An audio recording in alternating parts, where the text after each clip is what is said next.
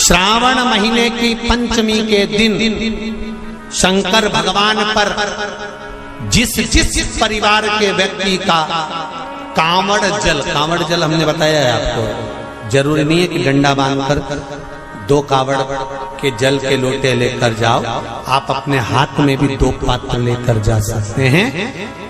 पंचमी तिथि के दिन हाथ में 2 लोटे जल के, 2 कलश जल के जब हम शंकर भगवान को चढ़ाते हैं कि पंचमी कौन सी तिथि? पंचमी, चाहे वो शुक्ल पक्ष की हो चाहे वो कृष्ण पक्ष की। श्रावण महीने की पंचमी के दिन शंकर भगवान पर जिस जिस परिवार के व्यक्ति का कांवड़ जल हमने बताया है आपको, जरूरी नहीं है कि डंडा बांधकर 2 कावड़ के जल के लोटे लेकर जाओ, आप अपने हाथ में भी 2 पात्र लेकर जा सकते हैं।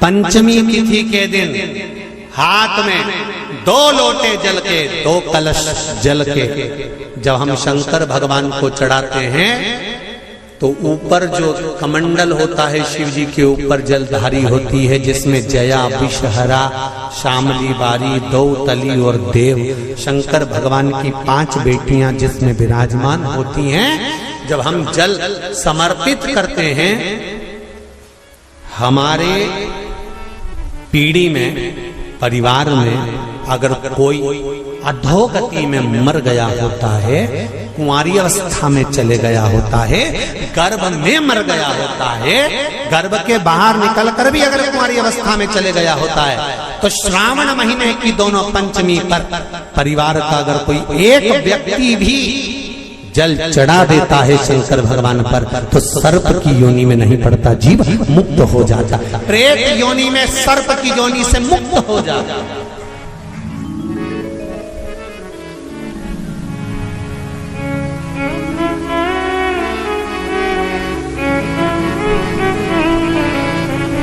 महाराज, हमारे यहाँ सांपों की पूजन कौन से दिन होती है, कौन सी तिथि में करते हैं? जम के बोलो जरा। नाग पंचमी। नाग पंचमी का मतलब क्या है? सांपों की पूजन करो। नाग पंचमी का मतलब होता है शंकर जी के मंदिर में जाकर 1 लोटा जल समर्पित कर दो। उसका कारण क्या है कि हमारे परिवार में, हमारे कुटुंब में कोई कुटुंब में, परिवार में कोई 7 पीढ़ी के अंतर्गत भी अगर कोई जीव तड़प रहा होता है, पड़ा हुआ होता है, उसकी मुक्ति नहीं होती है, तो पंचमी का चढ़ा हुआ जल उस जीव को प्राप्त हो जाता है और वो जीव तर जाता है, उसका फिर जन्म नहीं होता, वो तर, इसको मुक्तता कहता है, इसको मोक्ष का कहता।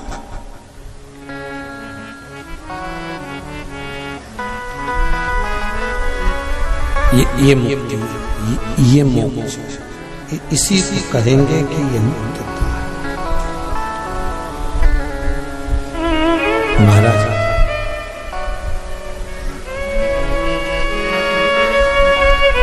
पंचमी के दिन,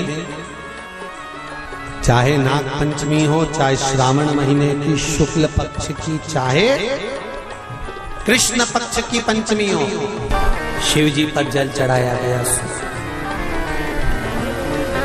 और समझ लो अच्छे से, श्रावण महीने की पंचमी के दिन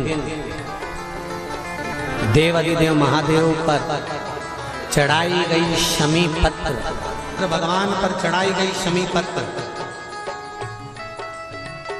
आस्तिक मुनि का नाम लेकर, कौन से मुनि?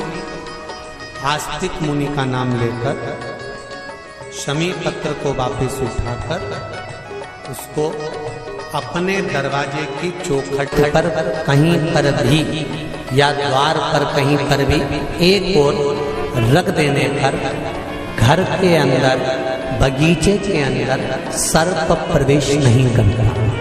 ध्यान रखिए, सर्प प्रवेश नहीं करेगा। शमी पत्र समर्पित करने पे, उस शमी पत्र को आस्तिक मुनि का स्मरण करने पर, कौन से मुनि है? आस्तिक मुनि का स्मरण करने पर भीतर घर के अंदर बगीचे में सर्प भी प्रवेश नहीं। उस शमी पत्र में जया, विषहरा, शामली वारी, दौतली और देव, ये पांचों कन्याओं का भाव प्रकट हो जाता है और वो कन्याएं हमारे घर के द्वार की रक्षा करती हैं। तो जया, विषहरा, शामली वारी, दौतली, देव, ये उस घर में निवास करती हैं जिससे ये घर में हम रक्षा कर सकते। हफ्ते 2 हफ्ते में, महीने भर में एक दिन ऐसा बनाओ, अगर मेरा भोलेनाथ तुम्हारी नहीं सुन रहा है तो 1 लोटा जल, 1 दुर्वा और 1 बेलपत्र, ये 3 चीजें लेकर, क्या क्या ले जाना है जम के बोलो जरा? 1 लोटा जल, 1 जम के दुर्वा और 1 बेलपत्र, 3 चीजें लेकर, और 3 चीजों को सबसे पहले जो लोटा भर के जल लेकर गए हो वो गणेश जी का स्थान जानते हो ना सब लोग? समझना जरा अच्छे से समझ लीजिएगा। शिवलिंग, जलाधारी, अशोक सुंदरी, गणेश जी, कार्तिकेय। 1 लोटा जल जब चढ़ाओ तो पहले गणेश जी का स्थान, फिर कटी भाग, फिर शिवलिंग। समझ में आ गया? गणेश जी का स्थान, कटी भाग, जलाधारी, फिर शिवलिंग। दुर्वा गणेश जी के स्थान पर समर्पित कर दो और बेलपत्री अशोक सुंदरी वाली जगह पर समर्पित कर दो। ये 3 चीजें अगर आप 2 हफ्ते में, 1 महीने में अगर एक बार भी अगर करते हो तो देवादिदेव महादेव आपकी मन की कामना पूर्ण जरूर करते हैं, निश्चित। मंदिर की चढ़ी हुई बेलपत्र को, शंकर की चढ़ी हुई बेलपत्र को ही उसने गांठ लगाकर जब माला सिद्ध कर ली और सिद्ध कर कर अगर वही माला भगवान शंकर को अर्पित कर देती है तो कहते हैं कि हमारा फिर पुनर्जन्म होता ही नहीं है, इस संसार सागर से हमारी मुक्ति हो ही जाती है। चाहे बेलपत्र हो, चाहे तुलसी पत्र हो, इन दोनों पत्ती के अंदर सुई को नहीं पिरोना चाहिए। हाँ, कच्चे धागे से आप उसमें डंडी में गांठ लगाकर भगवान शंकर को माला